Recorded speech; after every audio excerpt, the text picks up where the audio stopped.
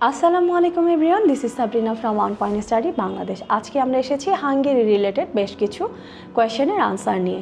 So শুরুতেই আমাদের অনেকের মিসকনসেপশন আছে হাঙ্গেরিতে অ্যাপ্লিকেশন প্রসেস নিয়ে। আমরা শুরুতেই বলতে চাই, হাঙ্গেরিতে যদি আপনি অ্যাপ্লিকেশন করতে চান, উইদাউট আস হাঙ্গেরিতে অ্যাপ্লিকেশন করাও পসিবল, প্লাস ভিসা সাকসেসও পসিবল। সো আমাদের হাঙ্গেরিতে অ্যাপ্লিকেশন করতে প্রথমে কী কী ডকুমেন্টস প্রয়োজন হয় আমরা কেউ জানি না।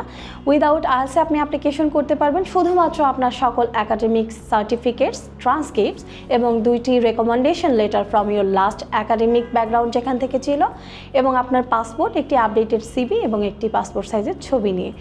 এই সকল যেই ডকুমেন্টস বললাম এগুলো দিয়েই আপনি অ্যাপ্লিকেশন করতে পারেন। আপনি যদি এমএসসির জন্য হন সেই ক্ষেত্রে আপনার একটি এসওপি বা মোটিভেশন লেটার লাগবে। বিএসসি হলে সেই ক্ষেত্রে এটা ম্যান্ডেটরি না। অ্যান্ড সেকেন্ডলি, আপনার এই সকল ডক সাবমিশনের পরে আপনার একটি অ্যাপ্লিকেশন ফি লাগে। আমরা অনেকেই জানি না হাঙ্গেরির সকল ইউনিভার্সিটিতে 80 ইউরো থেকে শুরু করে 150 ইউরো পর্যন্ত একটা অ্যাপ্লিকেশন ফি আছে। সেকেন্ডলি, আপনি অ্যাপ্লিকেশন ফি দেওয়ার পরে আপনার একটি ইন্টারভিউ সেশন হয়, যেখানে ইন্টারভিউ সেশনে আপনি যদি ইন্টারভিউ সেশনটি ক্লিয়ার করতে পারেন, বিএসসি যারা আছেন বা আমরা যদি বলি যে আন্ডারগ্রেড প্রোগ্রামে যারা যাবেন তাদের জন্য হচ্ছে একটি রিটেন এক্সামের মতো হয়, দেন হচ্ছে একটি ওরাল এক্সাম হয়। তারা যদি ক্লিয়ার করতে পারেন তখন তাদের অ্যাডমিশনটি কনফার্ম হয়। এমএসসিতে যারা আছেন তাদের জন্য শুধুমাত্র একটি ওরাল ইন্টারভিউ হয়ে থাকে। অ্যান্ড সেকেন্ডলি আমি যেটা বলবো সেটা হচ্ছে যে তারপর আপনাকে টিউশন ফি পেমেন্ট করতে হবে। টিউশন ফি আর আপনার সাথে যদি আরও কিছু রেজিস্ট্রেশন বা আদার্স চার্জেস থাকে সেগুলো পেমেন্ট করতে হবে। আমি আরেকটু শুরুতে বলে রাখতে চাই যে অনেক ইউনিভার্সিটিজ আছে তারা অ্যাপ্লিকেশন ফি যে আছে সেটা হচ্ছে পরে টিউশন ফির সাথে নেয় এবং রেজিস্ট্রেশন ফিটি আগে নিয়ে থাকে অ্যাপ্লিকেশনের সাথে।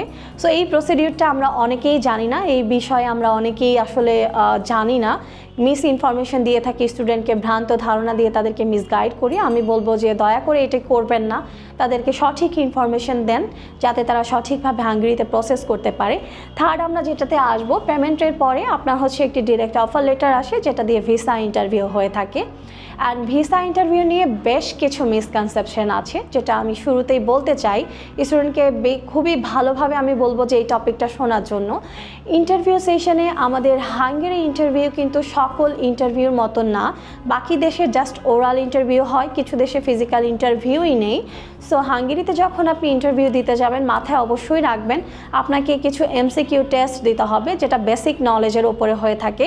ইভেন তারপরে আপনার একটি ওরাল এক্সাম হয়। এটা যদি আপনি ক্লিয়ার করতে পারেন তখনই হচ্ছে আপনার হাঙ্গেরির ভিসাটি কনফার্ম হবে। এছাড়া আপনার ভিসাটি আসলে কনফার্ম হবে না।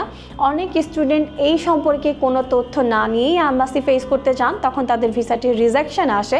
তখন তারা বলেন যে আমাদেরকে আগে এটা বলা হয়নি, আমরা জানি না। আসলে এটা তাদের আমি বলবো না দোষ, তারা হয়তো ইনফরমেশন নিয়ে এটা স্টুডেন্টকে বলে না। সো এই বিষয়ে যারা জানেন না তাদের আমি বলবো যে বিষয়টা জেনে দেন হচ্ছে বাকিদের প্রসেস করেন যাতে সবার ভিসাটা আসলে সাকসেসফুলি পায় এবং তাদের ভিসা রেশিওটাও আরও বেড়ে যায়। অ্যান্ড আরেকটা জিনিস হচ্ছে, আমাদের অনেকের ভ্রান্ত ধারণা আছে যে হাঙ্গেরির অ্যাম্বাসি কি বাংলাদেশে আছে কি না। হাঙ্গেরির কোনো অ্যাম্বাসি বাংলাদেশে নেই, কনসুলেট অফিস আছে বাংলাদেশে যেটা গুলশানেই আছে। সো বাংলাদেশ থেকেই হাঙ্গেরির ভিসা পাওয়া সম্ভব। এবং আমাদের আরেকটু ছোট করে যদি আমরা বলি যে হাঙ্গেরিতে আমরা যদি যেতে চাই অনলি 4.5 লাখ টাকা পেমেন্ট করে আমাদের হাঙ্গেরিতে যাওয়া পসিবল, ভিসা সাকসেসও পসিবল। সো সকল বিষয়ে আরও যদি বিস্তারিত জানতে চান যোগাযোগ করুন আমাদের নিচের দেওয়া নাম্বারে। এছাড়াও আসতে পারেন আমাদের অফিস ভিজিটে। আমাদের অফিসের অ্যাড্রেস হচ্ছে যমুনা ফিউচার পার্কের পাশ ট্রাস্ট ব্যাংকের বিল্ডিং যে আছে, প্রগতি সরণি ব্রাঞ্চ, এই বিল্ডিংয়ের লিফটের 5-এ। সবাইকে আমাদের সাথে থাকার জন্য ধন্যবাদ।